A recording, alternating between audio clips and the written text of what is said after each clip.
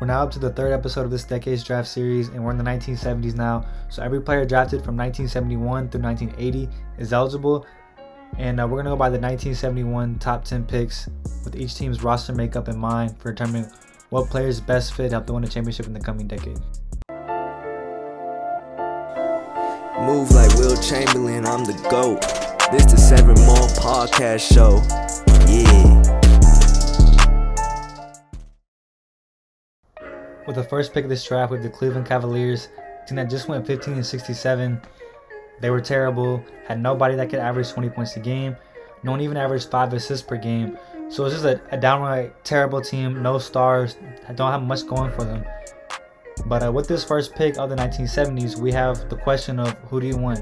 Larry Bird or Magic Johnson, two players who dominated the 1980s, and we get to supplant them into the 1971 season. And I'm going to go Magic Johnson here, someone who has 5 championships, 3 league MVPs, 4 assist titles. In my eyes, the greatest passer in the history of basketball. So I'm going to take him here. I think he's a better offensive player than Larry Bird, and especially considering the playmaking deficiencies that the Cavaliers have, I think you go with Magic Johnson here, someone that you know is going to command an elite offense in the coming decade. With the second pick of this draft, we have the Portland Trailblazers, a team that just went 29-53, and their only real scoring option being Jeff Petrie, who's averaging around 25 points a game, someone who scored consistently at the beginning of his career, but it was cut short by injuries. And he plays small forward, but to me it doesn't matter really what the team is. We know they're not very good, 29-53. Larry Bird is too talented, so much better than anybody else left that you have to put him here, I think. So I'm going to take Larry Bird here with the second pick. You lock him in. Someone who can play off the ball. You can put him in any situation because he's such a fantastic player. Incredible off-ball defender, made all defensive teams. 3-peated as a league MVP. Can shoot from anywhere. We know he can make so many different types of shots. And then he's also an incredible playmaker and doesn't need the ball in his hands to do all of that. So to me, he's just a fantastic player. Someone that is perfect for team building because you can put anybody you want around him. So you take Larry Bird here. Lock it in, number 2 pick. And with the third selection of this draft, we have the Buffalo Braves. They just went 22-60 in the 71 season. And now this is a franchise that was led by Bob McAdoo in the 1970s. He had 3 straight scoring titles, averaging 34 and 14 at his peak, which is just wild. And he has a league MVP as well. But as weird as it feels to strip a team's face of the franchise away from them when he's still available in this draft, I'm about to do it as I'm going to take Moses Malone here, another superstar big man, but someone who did it in so many different ways.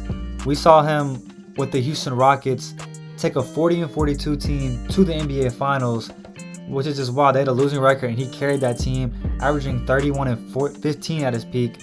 And then we see him play alongside another league MVP in Julius Erving, actually capture a championship and Finals MVP, and he was able to average 25 and 15 next to a superstar player. So he showed he can produce alongside anybody, and he's the greatest offensive rebounder in NBA history.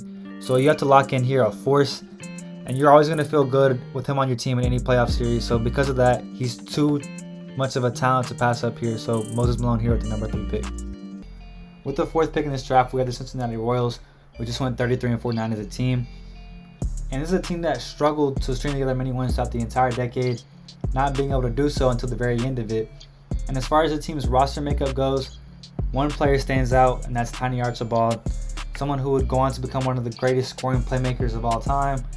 And he really showed it off in a season where he averaged 34 and 11, being the only player in NBA history to have a scoring title and assist title in the same season. Unfortunately, it didn't lead to too many wins. So I want to pair him with another nice scorer here in Julius Erving. Someone's going to be able to run the break and create a dangerous scoring duo. And as far as Julius Erving goes, he's an all-time talent. I mentioned before he won a championship with Moses Malone in Philly. And before he even came to the NBA, he absolutely dominated the ABA, winning 3 MVPs and 2 championships. And then he showed he could be the best player, one of the best players in the world in the NBA as well, winning an MVP in 1981, and then obviously that championship and putting together consistent scoring numbers. And so you want to take him here. And as far as ticket sales go, he's the guy you want. Jordan before Jordan, Showtime before Showtime. In the first ever dunk contest, he had the famous free throw line dunk that so many players mimic today. So he's just such a pioneer in many different ways. You want to lock him here with the 4th pick. With the 5th pick here, we have the Atlanta Hawks, who just went 36-46. They're led by Lou Hudson, a 6'5" guard, and Pete Maravich, averaging 27 and 23 points a game. So they have a really nice scoring backcourt. And obviously you want to pair that with an interior presence, a center that can get it done. And like I mentioned before, we have Bob McAdoo still available. As I said, he has 3 straight scoring titles as league MVP. So he's an all-time elite scorer, and he has the ability to rebound and protect the paint as well. So to me, it's a no-brainer here. You lock in Bob McAdoo here with the number 5 pick. With the 6th pick, we have the Seattle Supersonics, who just went 38 and 44 the year before. And this is a team led by Lenny Wilkens, a fantastic playmaker, averaging 19 and 9, player coach, fantastic leader. And then you have 2 big men who are leading this team in Spencer Haywood and Bob Rule. Spencer Haywood would be the dominant force that led this team in the early part of the decade, and then Bob Rule averaged 30 and 11 in the 71 season, but the year after he would fall off a cliff, only averaging 15 and getting traded the same season. So you want to fill that center position. And I'm going to pick a player we haven't mentioned at all yet, and that is Bill Walton. Everybody knows who he is, even though he had never even averaged 20 points a game in his career, but he was so dominant early on. Unfortunately, his prime was cut short by injuries, but by age 25, he was able to have an MVP season and win an NBA championship in such a short amount of time. You have to give credit where credit's due. So you take the defensive force and all-time great playmaker at the big man position and Bill Walton and hope you can capture on that short championship window. He would eventually recover from injury and still be a really productive player, just not the same as he once was. But you got to take Bill Walton here, number 6. The talent is undeniable. You have to try to capture something during that short window, so you take him here. With the 7th pick, we have the Houston Rockets, who just went 40 and 42. They're led by Elvin Hayes. He was mentioned last video. We all know he's a dominant scorer.